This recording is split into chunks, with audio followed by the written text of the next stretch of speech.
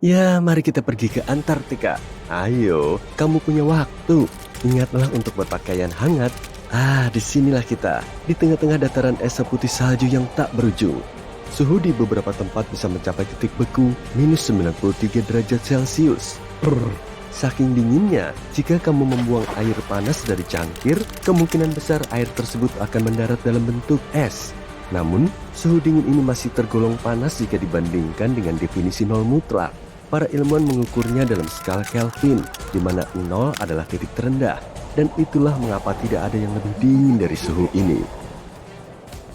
Semua benda terdiri dari atom dan molekul. Ketika suhu suatu benda naik, molekul-molekulnya bergerak dengan cepat dan kacau, menghasilkan energi kinetik.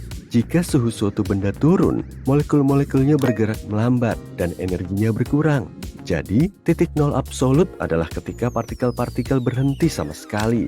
Tidak ada gerakan, yang berarti tidak mungkin membuatnya lebih dingin. 0 Kelvin sama dengan -273 derajat Celcius. Ini seperti 3 kali lebih dingin daripada di Antartika. Jadi, bayangkan para ilmuwan menciptakan sebuah ruang hampa udara dan mengisinya dengan gas pada suhu nol mutlak. Apa yang terjadi jika seorang manusia masuk ke sana?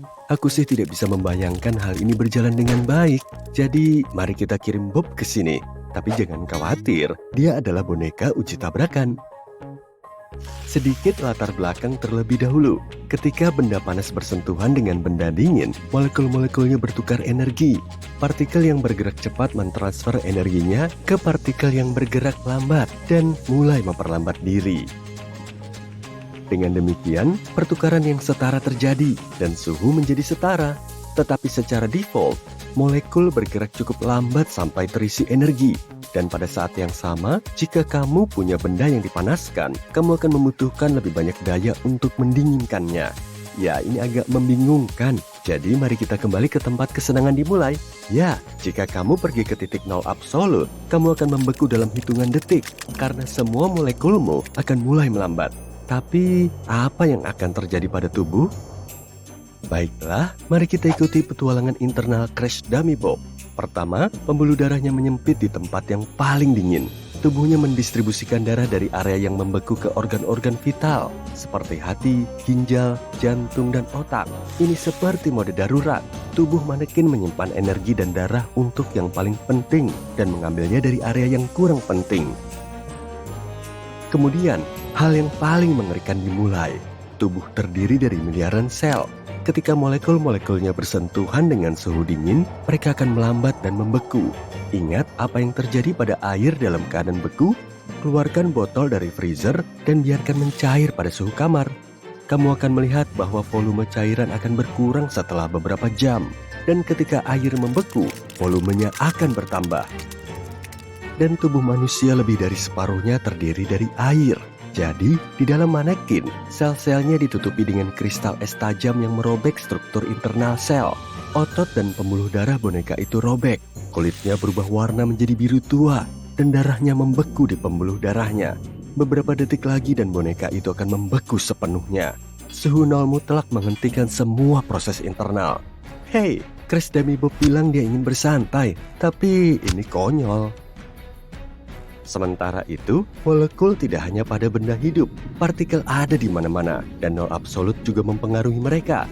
Sinar cahaya mendapatkan posisi energi terendah, foton melambat dan tidak bisa bergerak dengan kecepatan cahaya lagi. Oke, sekarang saatnya untuk menyelesaikan eksperimen.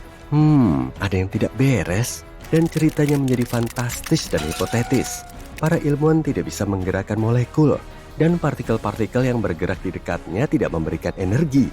Entah kenapa, gas tidak bisa menyerap energi. Molekul-molekulnya yang membeku memperlambat molekul-molekul lainnya. Gas tersebut menembus dinding ruang vakum dan memulai reaksi berantai. Molekul-molekul membeku satu persatu, seolah-olah mereka tidur siang dan mengisi semua energi yang ada di sekitar mereka dengan tidur. Area gas meluas. Dinding, pintu, dan jendela laboratorium membeku. Para ilmuwan tertutup es. Kemudian awan keluar dari gedung.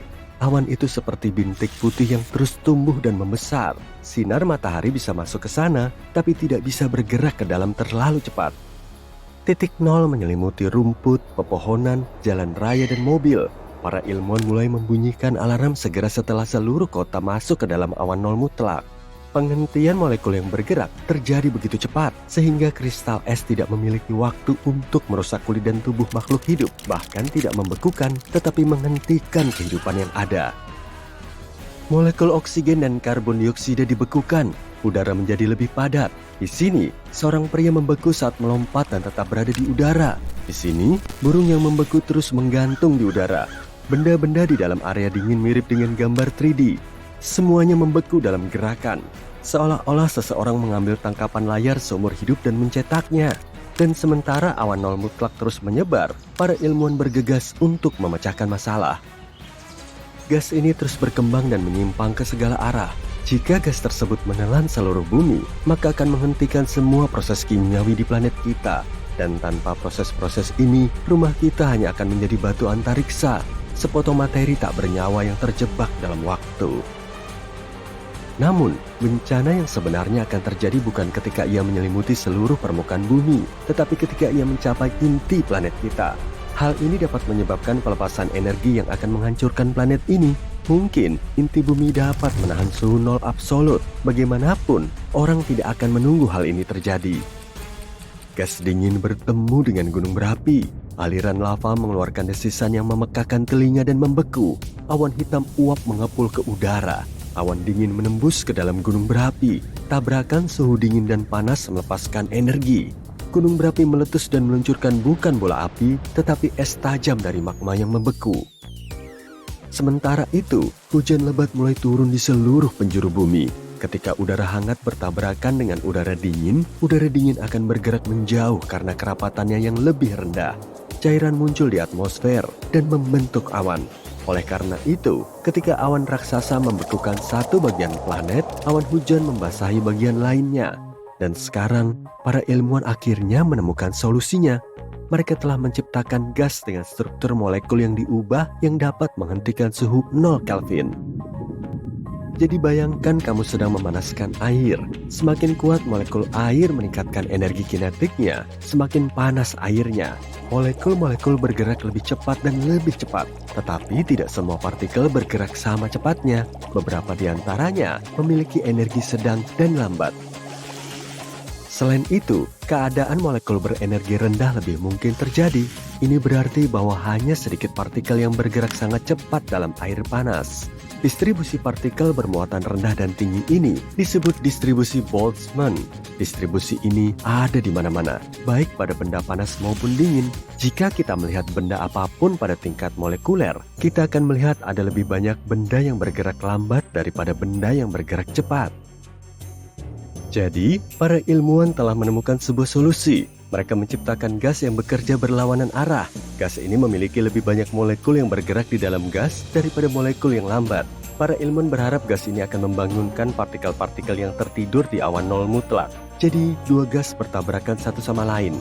Awan dingin tidak bisa membekukan awan distribusi Boltzmann yang terbalik. Ada terlalu banyak molekul aktif. Jadi, miliaran molekul aktif mengisi molekul beku dengan energi.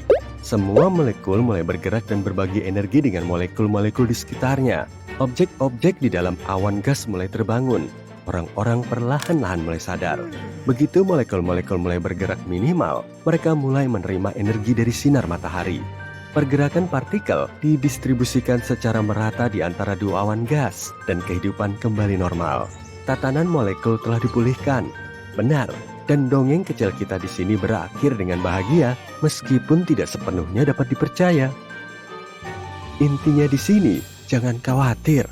Para ilmuwan menciptakan suhu nol mutlak secara artifisial dan tidak akan pernah terjadi secara alami. Tidak ada suhu seperti itu dimanapun di alam semesta. Pergerakan partikel tetap ada, bahkan di sudut terjauh dan tergelap di ruang angkasa dengan suhu yang sangat rendah. Kemunculan suhu nol mutlak tidak mungkin terjadi karena akan selalu ada molekul-molekul di sekitar yang bergerak dan saling berbagi energi. Ngomong-ngomong, tidak ada manusia, hewan, atau Crash Dummy Bob yang terluka dalam pembuatan video ini. Apakah para pengacara senang? Bagus!